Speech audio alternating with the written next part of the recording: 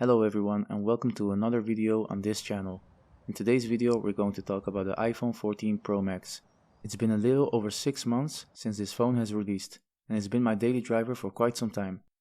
I'll be sharing my personal thoughts and experiences with this phone. Join me as I give you my honest opinion. When looking at the iPhone 14 Pro Max, it still has a familiar design. At first glance, it looks almost identical to its predecessor, the iPhone 13. However, upon closer inspection, you'll notice a few notable differences. For instance, the new pill-shaped dynamic island, which brings tons of new features. The camera bump is physically larger than the iPhone 13 models, and features an updated 48 megapixel sensor on the main camera. While the Max version may be harder to control with one hand, it's the perfect choice for me as I use the phone frequently for reading, watching videos, and recording my YouTube content.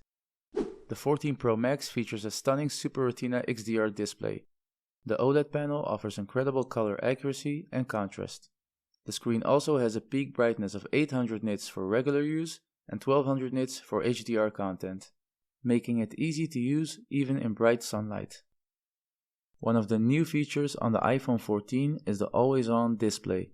This feature allows you to glance at your phone and see the time, date, battery level, and notifications without having to turn on the screen. However, I haven't found the always-on display to be that helpful, as it can be distracting to think the screen is still on. Apple recently made some improvements to the always-on display. You can now choose not to show the wallpaper or notifications, and after this update I found myself using it again since it wasn't as confusing as before. It now has a cleaner look and is less distracting when it's next to me, and I also haven't noticed a significant impact on the battery life. The new notch called the Dynamic Island can grow and shrink in size.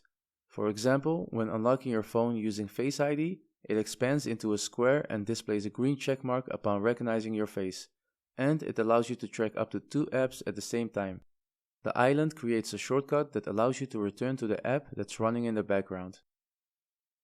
You can also long press the island to bring up controls for play, pause, or skipping forward and back. App developers are also finding new ways to use the dynamic island for games and other purposes.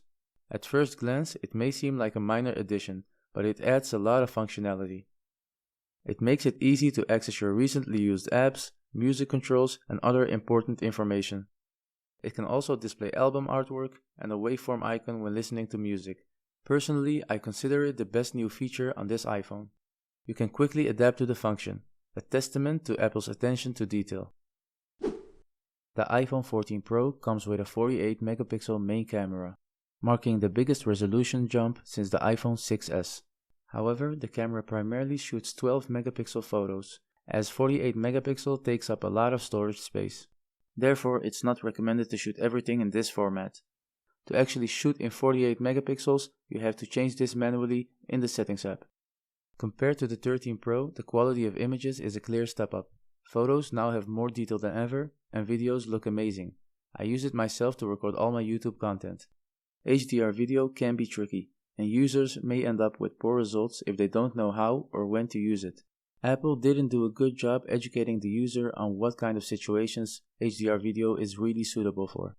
The design of the camera attracts a lot of dust, making it difficult to clean, and I'm hoping we can have a camera system in the future without the bump, so your phone stays flat while laying on a surface.